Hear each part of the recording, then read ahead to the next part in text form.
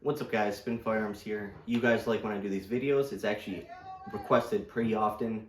It was requested once again yesterday on a different video. Just everyday carry outfits, right? What am I carrying in my pockets as a firearm, holster, and what am I wearing, right? I don't know why people are interested in that, but it sort of makes sense.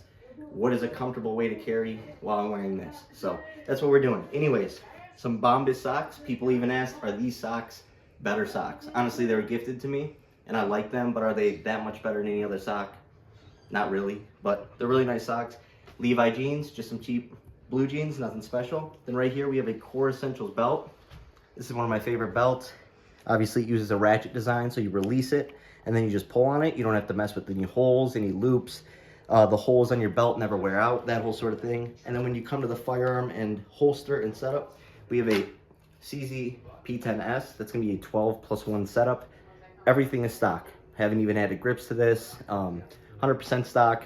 Obviously, no round in the chamber while we're filming.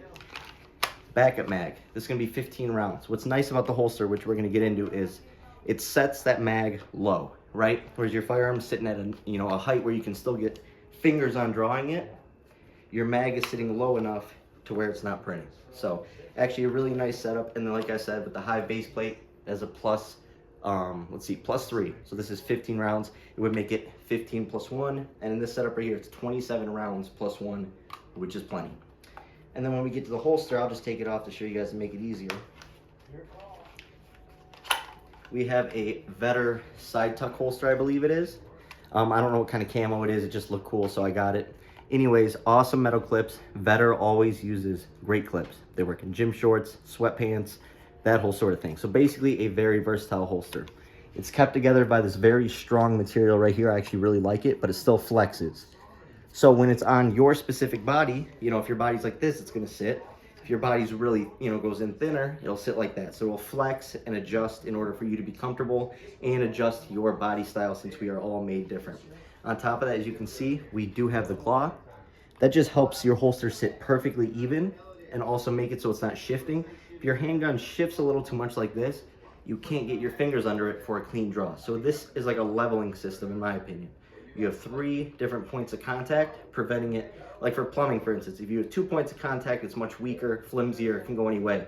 But if you have 3 things being held up, it's gonna be a very stiff, hard thing to move, basically. Other than that, just a white t-shirt. I always wear tank tops. If you wear tank tops, you need to practice drawing.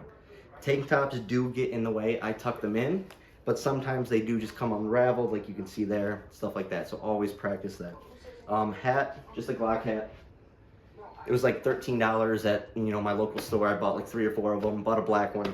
Actually, pretty nice quality. Really nice quality. Glock perfection. Then right here, we have a Magpul wallet. The best wallet. It's like $22, $23. I don't need anything fancy or special, but it just holds its shape, and you can literally put 10, 12 cards in here, and then you can take them all out or use them if they're gift cards and still fit 3 in there. It retains itself. It shrinks back into size. And then on this side, you can put your ID or permit to carry or whatever you need in your state. Last but not least, off-grid Badger knife. This is the only knife I've ever owned that almost sent me to the hospital. This is one of the sharpest knives. It's like $50. It's really good quality. I mean, it is top tier quality. Opens real simple, closes with a safety. It does have a lock on it if you want to lock the blade. But my favorite part about it, this clip. The clip is nice, but it's probably one of the best knife clips. And a lot of people want, $270 knife, $300 knife, a knife that just, releases easy. Do you really need that? Like, I'm more practical about what I purchase. It just makes more sense financially. If you spend $270 on a knife, you're not gonna beat it up. You're not gonna use it as much. When I spend $50 on a knife that's built like a tank, I'm gonna use this for everything. I'm gonna pry stuff. I'm gonna cut my packages open. When it breaks or gets destroyed, just $50, not $270, $300. And I actually use my knives a lot, so that's pretty important to me. But yep, that's my overall everyday carry. Awesome setup. One of my most reliable, best shooting handguns in the CZ P10S. And on top of that, one thing you'll notice about this whole setup, everything on me is relatively cheap, right? Just a general white t-shirt. Core Essentials belt's only like 60 bucks. Jeans probably 40. Socks, I was gifted them. Hat, $13.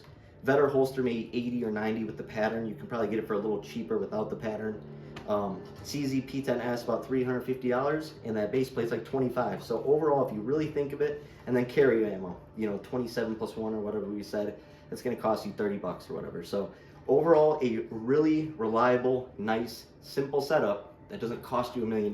You know, I'm not getting all crazy. You have a staccato that's $2,500. My whole outfit probably costs half the price of a staccato with the firearm holster, magazine, hat, literally everything. So I like to live like that. You still get perfect reliability out of the CZ. Just an awesome setup. So hope you guys enjoyed the video. That's my Sunday everyday carry.